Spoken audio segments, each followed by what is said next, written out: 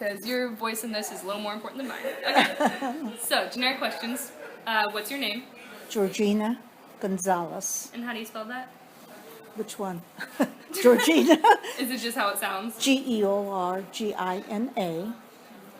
And then my middle name is Brunilda, Brunilda. And my last name is Gonzalez, Gonzalez. And that's my maiden name. Okay. So, what's your current age? Oh, gosh. We were trying to figure that out. You can just give a guess. Okay, 76. Okay. Old. You could just put old in that one. So where did you live in Cuba? In La Habana. And Havana. And in Guinas, which is spelled Guines. But mainly in Havana. Mainly in Havana. So what social economic class were you and your family in at the time? Oh, gosh, low. I mean, they're not. Let me try to explain to you. We were not at her family's level, but there was another lower level below us. My father had a job, and he worked, and so on. So we were kind of one step above the poor. Okay. So what were living conditions like? I'm sorry. Oh, you're good. I just need you to What do you mean by living conditions? Like how many family members were in your home? Oh, my mother, my father, and Tom, your abuelo, and me. Then my two older brothers were still in the States. So what was your home like? Were you in like a neighborhood or? Yeah, we started out living in La Víbora, was the neighborhood name for it, and then we moved to another neighborhood apartment complex area. So who were you affiliated with at the time? Like Batista, Fidel? What were your political affiliations? None. None? You just kind of Well, stayed out of I it? was a child. I was a child, and my father and mother didn't. I can remember when I was in school, my mother had to come pick me and Tom up because Batista had been kicked out. He was an army general kind of thing, and he had been, it was before Castro. I'm trying to remember, Prio Sucaras. I have to try to remember okay. who cooked him out. But he was kicked out. He was kicked out, but it was long before Castro. And so why did your parents come pick you up because of that? Were they? Oh, because my mother had heard on the radio that there were tanks in the downtown area. Okay, so she and was worried. She was worried about us and wanted to get us home where we would be safe in case. Because nobody knew at the time how far this was going to spread in the city. So do you know why they had the military involvement at that time? Like why were they bringing tanks in if they were just moving Batista out? Like, do you know why, or? Let me think a minute. If you don't, it's okay. They were probably afraid of him, And so I think they were going to get him on a plane and send him to the States. Oh, good for us. Yeah, but the interesting thing, and I don't know if he was the one that stole it or if it was the president after him. There was central, they call it the palace, where the central place is downtown. And there was this long room that had a diamond in the floor in a design type of thing. So I think it was the one after Batista that stole the diamond when he was kicked out of Havana. Oh my gosh. Oh, they were all good people. Really. Yeah, they were all crooked, and Castro is too. That's what Joanna was talking about as well. So now we're moving on to the 1 to 10. Some of these are kind of going to seem like they're in like a test paper for like a kid. That's fine. So if, like I said, if you don't like it or you don't know about it, just skip it. So 1 to 10, how appropriate do you feel that U.S. involvement in the Bay of Pigs was? Shouldn't have. No. So just like 0. Against, yeah. How appropriate do you feel Cuba was in the Cuban Missile Crisis? Repeat that, please.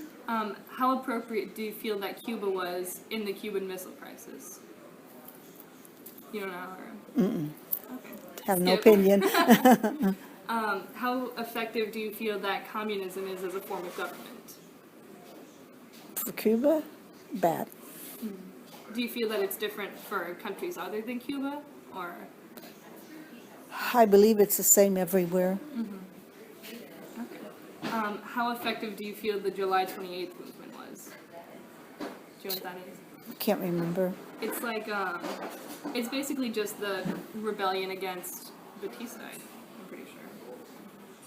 Yeah, it's like, it's the movement against Batista. Okay. So you just skip. He was bad. He was crooked, like everybody else in the government. How effective do you feel the Embargo Act was? I disagree with the Embargo Act. Period. So just, Don't like it. so 1 to 10, how do you feel was the economic the economic opportunity in Cuba? Now or then, when I lived there. Let's do then. Then there were class levels, you know.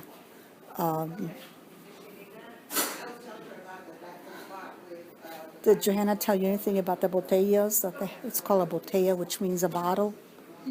Okay, at that time when I was there, you could get a government job and you get paid for doing it, but you didn't do anything. And that's what a botella is. Okay. So everybody was corrupt from the bottom up. Even after Bautista and Prio came in, Prio Sucaras, I think was his name. It's never been like worse than everything that you can think of in Florida. Okay. Okay. How do you feel about economic opportunity in America, like versus Cuba? Oh, much better. Much better. Oh, yeah. So now we're going to move on to the personal and political questions. Now, a lot of these, I know you were really young at the time, so just answer them to the best of your ability. Do you, how did you know about, or what did you know about Fidel Castro at the time when you were young? When I lived in Cuba, nothing. Nothing. Other than, oh, I know. Yeah, I knew something about him because he was fighting out in the other end of Cuba. I think that's the eastern end, I'm not sure. But I heard about him out there fighting and so on at that time, before he even came to Havana. Okay, so did you take it as a positive connotation about him, or did the fighting kind of seem negative? Or Well, I was a kid. It meant nothing to me other than knowing that it was happening out there. yeah. And everybody in Havana didn't like it.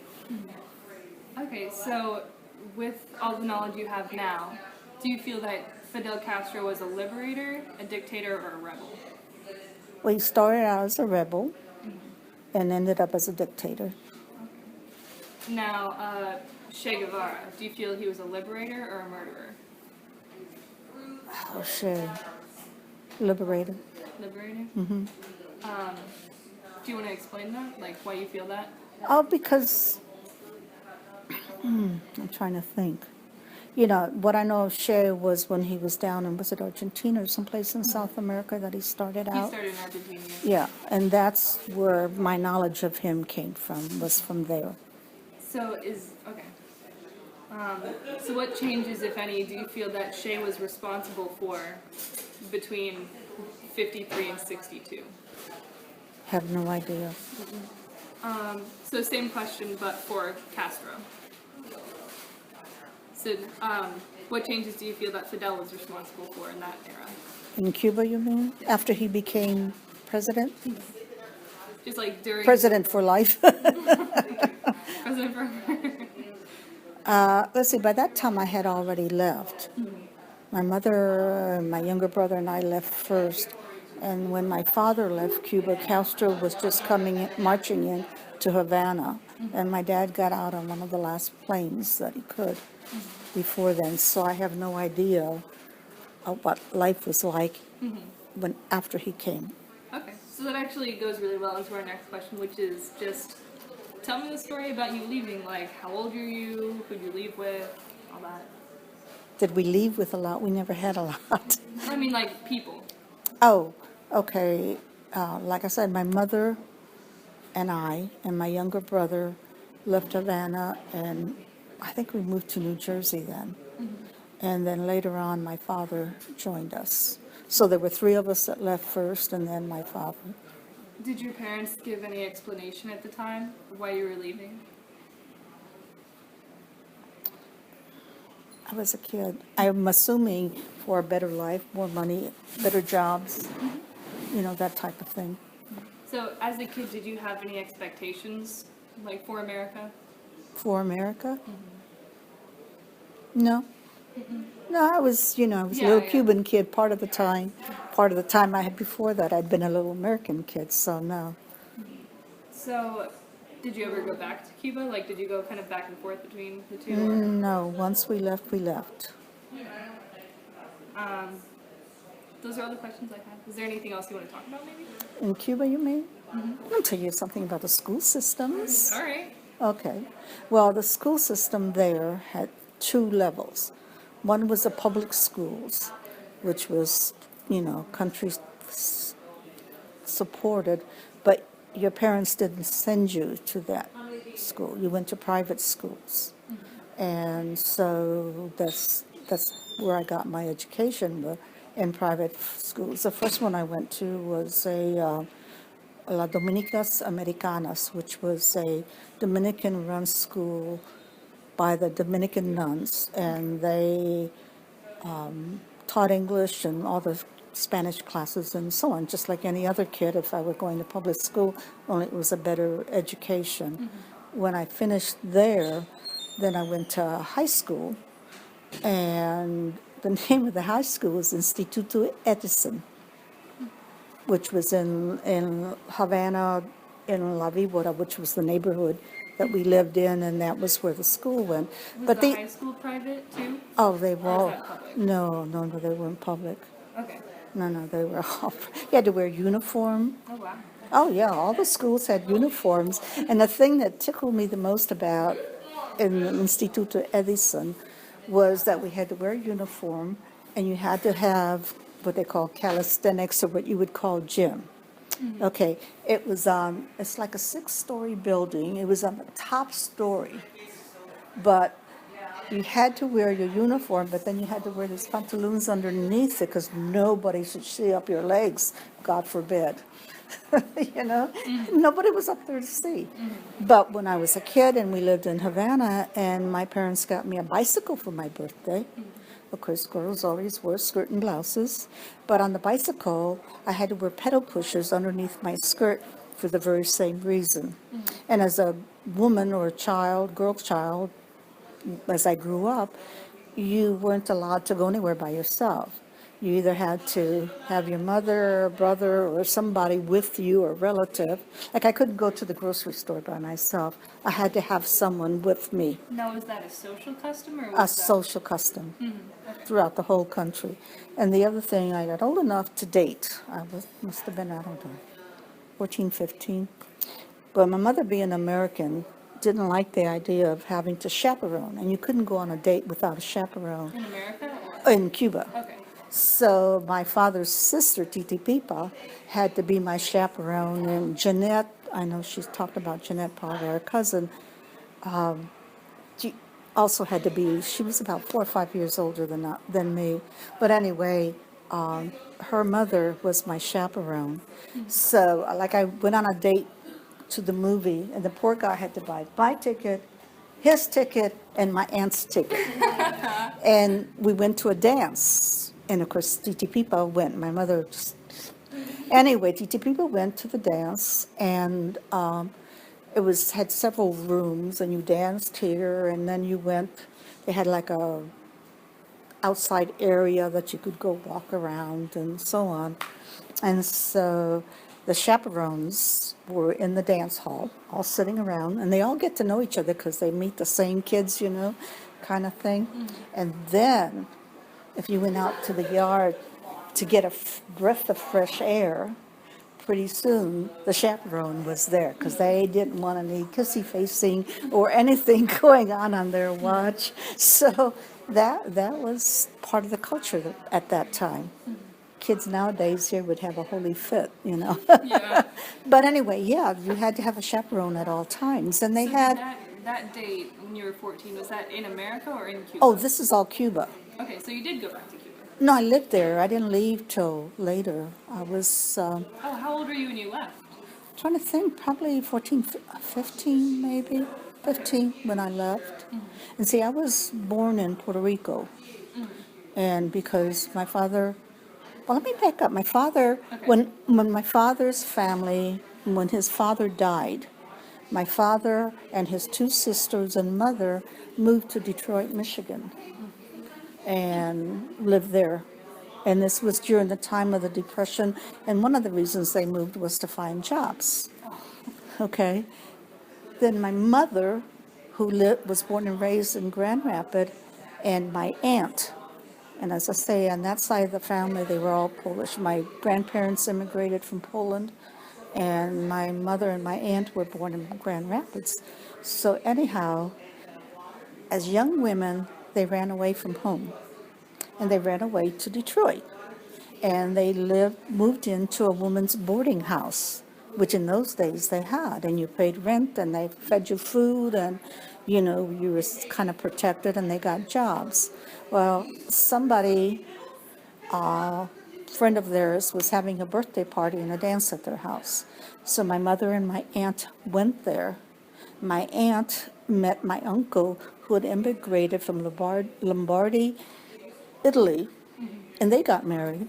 And my mother met my dad there, and they got married eventually. So it's kind of a, you know, kind of strange little story there. But trying to think, I don't know when they went to Puerto Rico. I don't know. I just know that my two older brothers were born in the States. And then there was a period of 7 years, and I and Tom were born in Puerto Rico. And we're about, I don't know, 14, 15 months apart. My birthday's in August, and his is in December. So anyhow, that was divided that way. And I can tell you a story about my brother, my older brother, Edward. He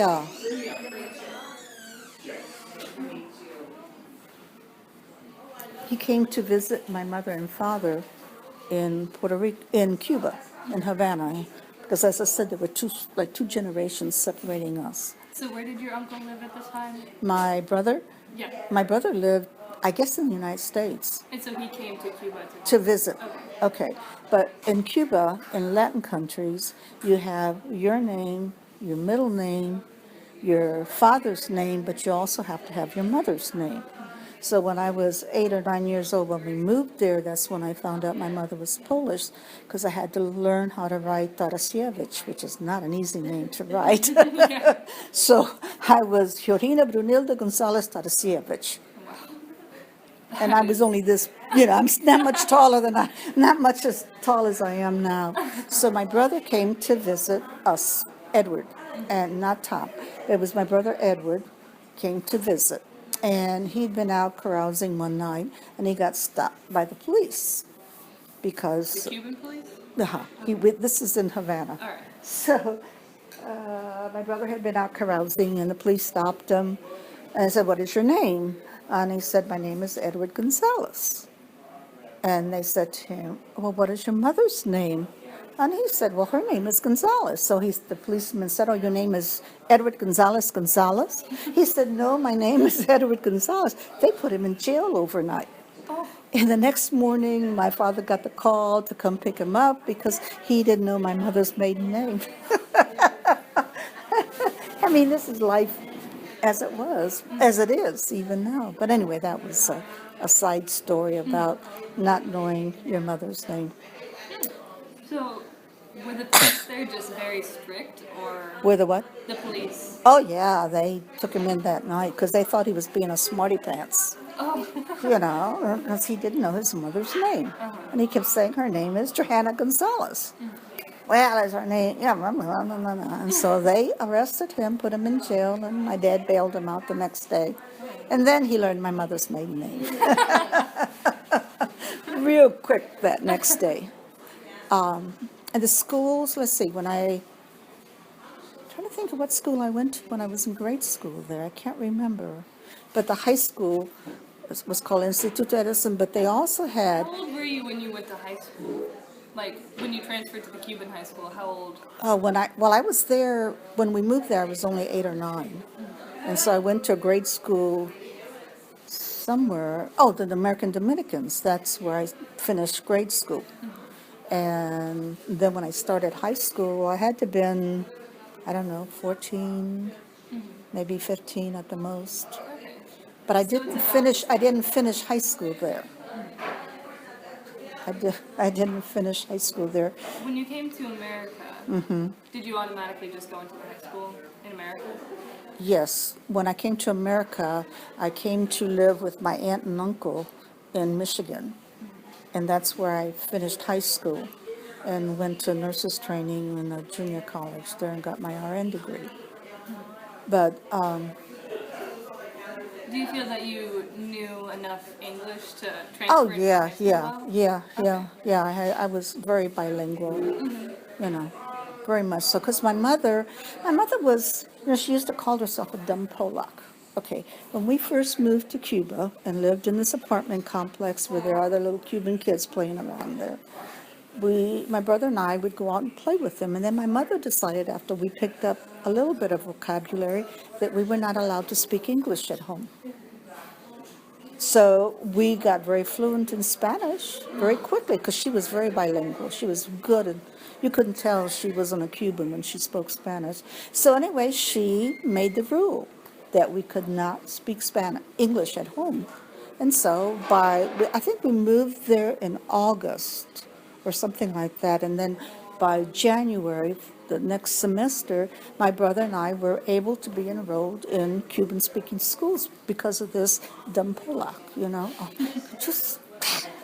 But then, a few years later, we were so fluent in Spanish that she made the rule that we couldn't speak Spanish at home. We had to speak English. So she kept us bilingual all the time that we were there. And I mean, who would have thought of that? She's a smart woman, really smart woman. But she knew how to keep us, with the language all right. So when I came to the States, I could go to American high school and it was fine, except I didn't fit in. But Why did you feel like you didn't fit in? Was it just because? Because I was bashful and it was all so different. I came from a country where there was Latin music that has rhythm and stuff. And then when I went to high school there, I think it was, I left my love on Blueberry Hill or Blackberry Hill. You remember that song? It was, it was a whole different musical thing. And I thought, these guys are crazy. They had no rhythm. I'm trying to think of what that guy's name was. I can't. But anyway, there were all of his songs, and the American songs were so dumb. So besides the music, was there anything that really struck you culturally, like when you went to America? Oh, sure. The first thing my aunt did, my mother's sister, I had a suitcase with my clothes from Cuba. And the only warm wear gear I had was a sweater. But she did not like those Cuban clothes. So she took my suitcase and hung it in a garage somewhere, and I never saw them again. And she took me shopping for clothes, for American kids' clothes. That's really interesting. I like that. You like that? I Yeah. didn't. It was like, what did I do wrong, Oh. Well, the also thing at that time in high schools, they still had senior trips. Mm-hmm. So our senior trip when I graduated they took us on a bus to Chicago.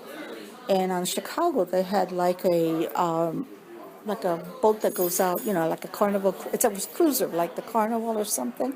And it was all full of high school kids they had to have there was two teachers from our high school that went along as chaperones and all that kind of stuff.